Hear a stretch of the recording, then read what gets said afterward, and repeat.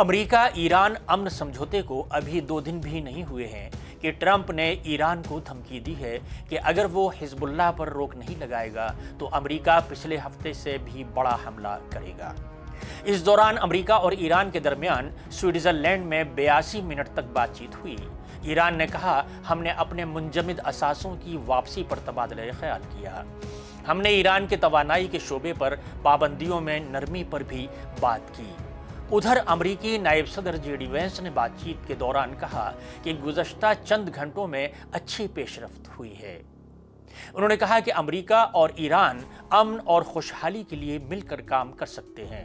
مذاکرات کے دوران ایک لمحہ ایسا بھی آیا جب صدر ٹرمپ کی دھمکی کے رد عمل میں ایرانی وفد کے ارکان شدید احتجاج کرتے ہوئے کچھ وقت کے لیے مذاکراتی کمرے سے اٹھ کر باہر چلے گئے۔ قابل ذکر ہے کہ کشیدگی کے باوجود اہم معاملات پر دونوں ممالک کے درمیان پیش رفت ہوئی اور ملاقات کا مجموعی نتیجہ مثبت رہا۔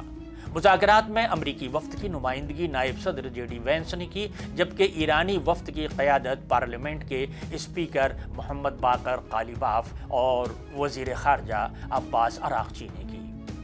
یہاں یہ بات قابل ذکر ہے کہ دونوں ملکوں کے درمیان قیام امن کے لیے حالیہ سمجھوتے کے پیش نظر یہ ضروری ہے کہ بات چیت کے ساتھ ساتھ دونوں ملکوں کے بڑے لیڈروں کو احتیاط سے کام لینا ہوگا اور اپنے اپنے حامیوں کو کسی بھی طرح کے غیر ضروری رد عمل سے روکنا ہوگا۔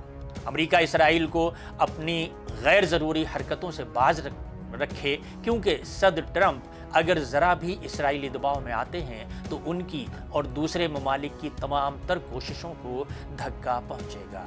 اسی لیے ایرانی وفد نے امریکی انتباہ کو مایوسی قرار دیا ہے۔